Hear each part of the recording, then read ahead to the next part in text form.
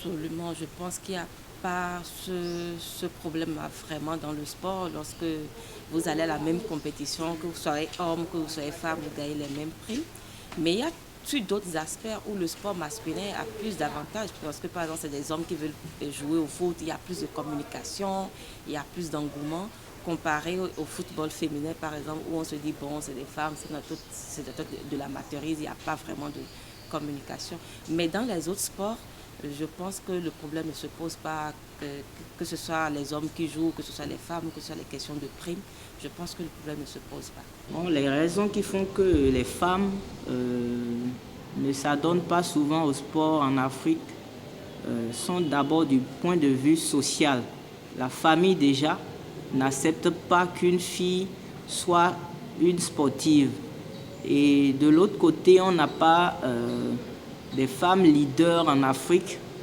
On n'avait pas dans un passé récent au Bénin des femmes leaders qui faisaient référence pour qu'on dise voilà celles qui ont émergé, donc on peut laisser les filles aller jouer. Et aussi il y a le côté rémunération. Nos différentes fédérations n'arrivent pas, ni les différents clubs n'arrivent pas à payer les filles à hauteur de ce qu'elles donnent. Du coup, tous les parents n'arrivent pas à leur laisser la même mise parce que le point de vue rémunération n'est pas assuré. Les raisons qui expliquent la non-émancipation d'une femme dans le sport sont d'abord le facteur rémunération. Parce que si tu dois affronter les regards de la société et aller vers cette discipline et ne pas recevoir une rémunération consistante, ça ne donne pas des arguments nécessaires pour pouvoir donner au sport. À part le facteur rémunération, je reviens toujours au facteur de la religion, parce que certaines religions ne permettent pas à certains parents d'autoriser leurs filles à la pratique du sport. C'est vrai que nous, on a eu cette chance. C'est vrai que ça n'a pas été facile au départ. Ma maman ne me laissait pas partir, ou quand je m'entêtais, j'allais jouer, je reviens. Je subis des bastonnades, mais je n'ai pas désisté. Heureusement que j'avais aussi mon papa qui me soutenait. Mais du point de vue religion, comme je le dis, la société dans laquelle j'ai grandi, il y avait beaucoup de regards. C'est peut-être ce qui faisait que ma maman ne me permettait pas d'aller jouer parce que autour d'elle, elle entendait des railleries, des gens qui disaient j'ai le physique d'un homme. Il y a tout ça qui fait qu'on n'arrive pas vraiment à s'adonner. Quand on n'est pas fort dans la tête, on n'arrive pas à s'adonner à la discipline. Pour la responsabilité de la société dans le sport des filles ou de la femme, je pense que les parents doivent se rendre compte qu'aujourd'hui, le sport, c'est capital. D'abord, pour le point de vue physique, santé, c'est très important. Une femme qui fait le sport est vraiment prédisposée à avoir une maternité quand même qui ne laisse pas vraiment beaucoup de failles. Et aussi, la famille a un grand rôle à jouer du point de vue insertion sportive des femmes. Je pense que les parents doivent savoir qu'aujourd'hui, le sport est très important et qu'il faut permettre à la fille de faire le sport. La seconde chose, c'est les institutions sportives, les fédérations, les associations et le ministère, ainsi que le gouvernement, savent que le sport aujourd'hui doit nourrir la femme. Donc il faut vraiment mettre des moyens pour permettre à la femme de pouvoir être un peu plus à l'aise en pratiquant le sport. Absolument, je pense qu'il est aujourd'hui temps. J'ai commencé le sport en 2001 et pratiquement 20 ans après, je constate que la même politique, les mêmes stratégies sont restées. Il faut aujourd'hui qu'on pense à dépasser l'ancienne étape, l'ancienne formule, et qu'on puisse mettre en place aujourd'hui des politiques qui puissent non seulement associer les parents, qui puissent également suivre la passion de l'enfant et pouvoir l'accompagner à faire le sport professionnel. Alors, les parents, c'est normal, ils sont réticents lorsque votre enfant va passer tout son temps à pratiquer le sport et qu'à la fin, il ne pourra pas vivre de ce sport. Vous avez un problème parce que le rôle des parents, c'est de conduire leurs enfants à se réaliser. Et si le sport ne permet pas aujourd'hui à l'enfant de se réaliser, si le sport ne permet pas à l'athlète de vivre de son art, je pense qu'il serait difficile pour les parents d'envoyer leur fille, d'envoyer leur garçon. Donc en cela, je dis, il est temps qu'on change la politique, qu'on fasse en sorte que le sport puisse avoir un impact sur la vie matérielle du sportif, sur la vie émotionnelle, sur la vie sociale du sportif. Relégué au second plan, moi je reviendrai toujours sur l'aspect communication. Beaucoup de personnes ne savent pas qu'est-ce qu'on y gagne concrètement en pratiquant le sport. Tout de suite, on voit est-ce que je gagne de l'argent. Et je venais de vous dire, moi en tant qu'athlète ou en tant qu'ancien athlète aujourd'hui, je dis, le sport m'a tout donné. Grâce au sport, aujourd'hui, j'ai pu construire une résilience assez forte parce que j'ai connu l'échec et il fallait à chaque fois combiner, se relever de ces échecs-là. J'ai pu travailler sur mes émotions, la colère, la peur. Et quand vous voyez tous ces aspects-là, vous vous dites qu'il est vraiment important parce que lorsque votre vie émotionnelle est contrôlée, tout le reste commence par se mettre en place. Donc tout de suite, je pense qu'il faudrait vraiment communiquer. Communiquer par tout le monde ne doit pas communiquer, mais ceux qui ont pratiqué le sport, ceux qui vivent de leur sport, ceux qui sont arrivés à gagner quelque chose de concret dans le sport, doivent pouvoir communiquer, doivent pouvoir dire j'ai gagné telle chose. Et si vous envoyez vos filles, si vous envoyez vos femmes, elles pourront également gagner ces mêmes valeurs et ainsi elles pourront s'impliquer dans les différents processus de développement. Et dès que ce travail est fait, tout le reste se fera et ce sera sur tous les plans. Mais tant qu'on ne le fera pas, tout suivra la même logique. Les hommes toujours au même endroit, les femmes toujours au même endroit. Et je vous assure que tant que les femmes ne seront pas suffisamment préparées, tant que les femmes ne seront pas suffisamment outillées, le développement, que ce soit au niveau du sport, que ce soit au niveau économique ou politique, le développement ne prendra pas. Concernant le regard de la société envers le sport, beaucoup pensent que quand une femme fait le sport, ça ne sert pas à grand-chose. La femme n'a pas un avenir en pratiquant le sport. Et aussi, d'autres pensent même qu'en pratiquant le sport, une femme n'est pas capable d'avoir un enfant ou une femme qui fait le sport n'est pas respectueuse. Il y en a qui le pensent. Alors que tout dépend de l'éducation déjà, de la famille à la maison. Quand la fille reçoit une belle éducation, et que aussi pendant qu'elle fait ses entraînements, je pense que la plupart de nous avons reçu beaucoup de choses de nos coachs. Parce que dès que tu es sur un terrain, les coachs déjà te disent une femme, c'est quelqu'un qui a du caractère, c'est quelqu'un qui est respectueux, c'est quelqu'un qui est dans la société et doit faire la différence, doit être un exemple. Pour moi, les conditions au niveau du sport commencent déjà un temps soit peu à s'améliorer. Parce que dans un passé récent, il y a seulement 2 ans, ce n'était pas le cas. Mais grâce à l'État, avec la création des sociétés sportives, je pense que aujourd'hui, on peut avoir espoir et penser que insérer une femme dans le sport pourrait lui permettre de survivre.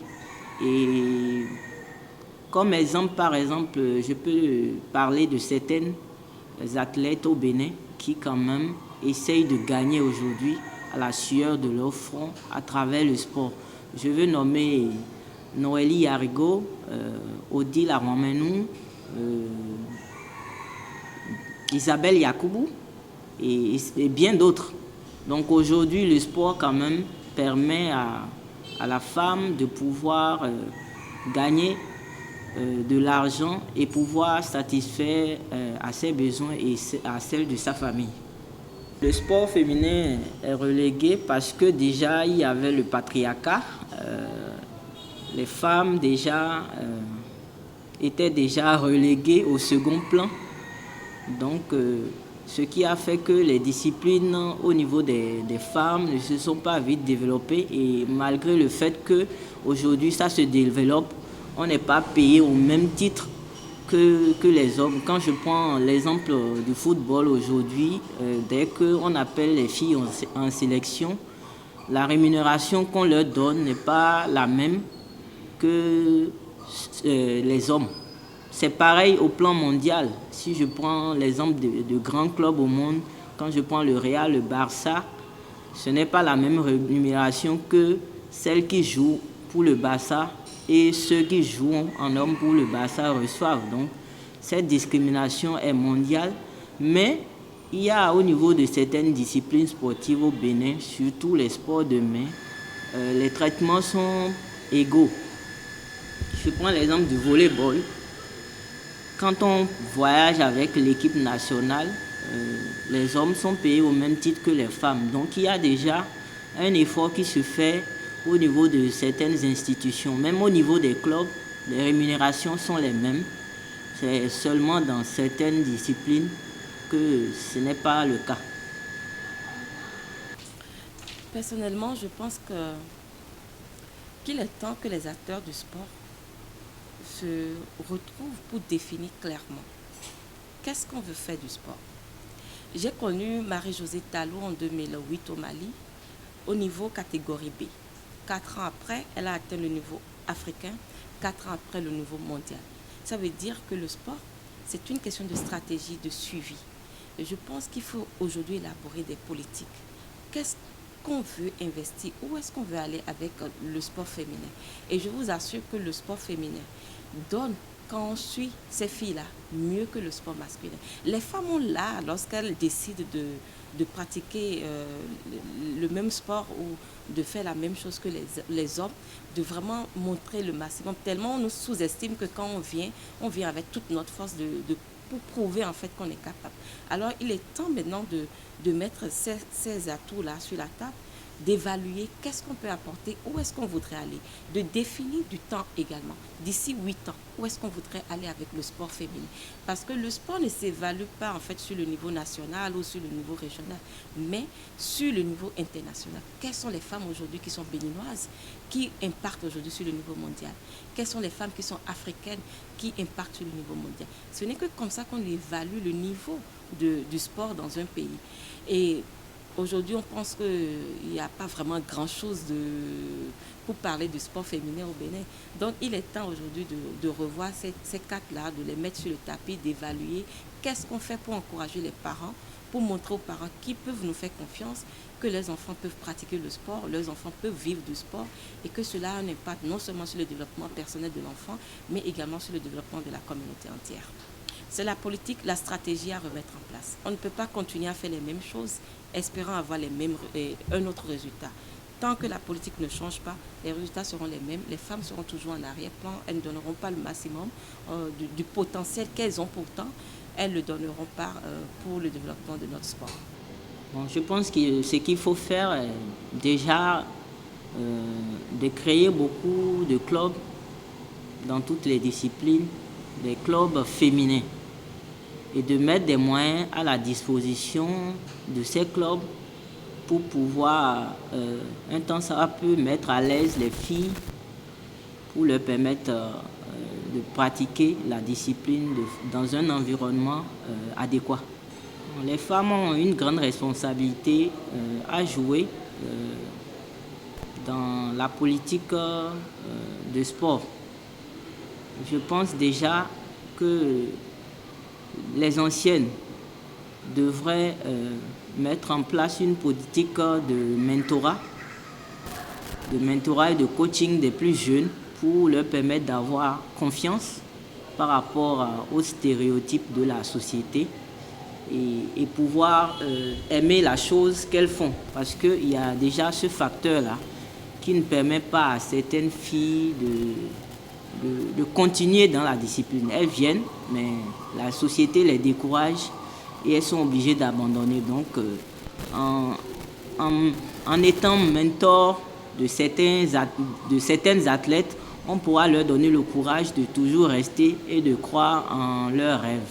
Aussi, il faut que les femmes fassent partie des instances de décision, les fédérations, les ligues, les associations. Il faudrait qu'il y ait beaucoup de présence féminine pour quand même être des leaders, des icônes que les petites essayent de suivre pour être en confiance et rester dans la discipline.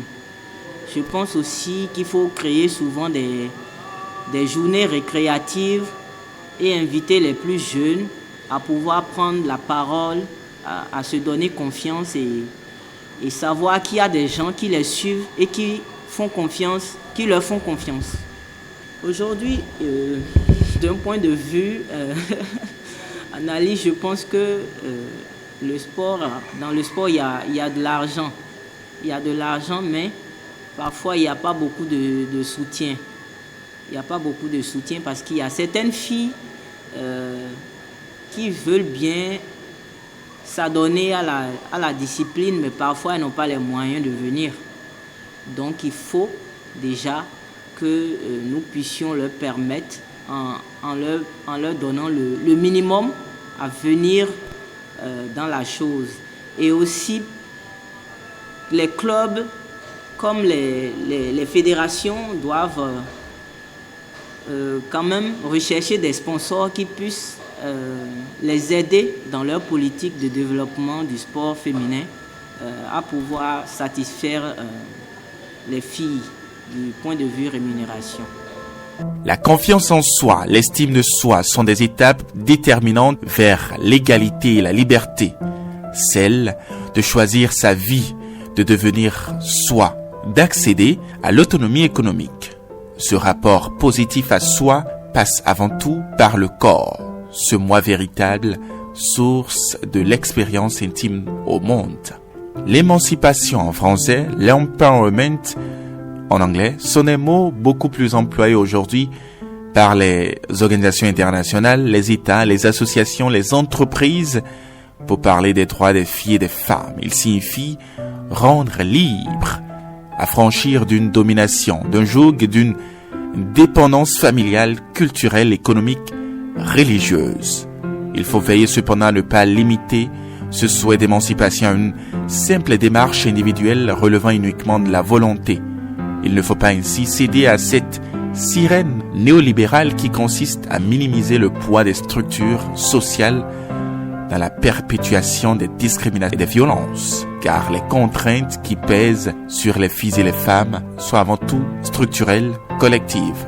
Les préjugés, les traditions et les discriminations qui en découlent ou en ont découlé parfois jusque dans la réglementation sportive révèlent de constructions sociales anciennes et encore insuffisamment conscientisées. Il y a là une marge d'amélioration pour nous tous. D'une part, que les femmes aient le courage de prendre le risque de se porter candidate, même si tout ne se passe pas parfaitement, ou s'il y a 100% de chances de réussite. Dans le même temps, il convient de créer des conditions d'accès égales pour tous dans le sport. De la même manière, il faut des modèles féminins pour les filles qui montrent qu'elles peuvent oser, qu'elles ont le droit d'échouer afin qu'elles puissent continuer et s'accrocher au sport malgré tout. Il est utile, par exemple, que les entraîneurs féminins racontent des histoires dans lesquelles ils ont échoué, mais en ont peut-être tiré des leçons après d'innombrables tentatives pour supporter un tour ou pour grimper une voie difficile avec un certain mouvement qui peut devoir être résolu différemment dans des conditions physiques différentes. Cela montre que même les modèles adultes ne sont pas parfaits, mais que le courage et la persévérance sont toujours payants.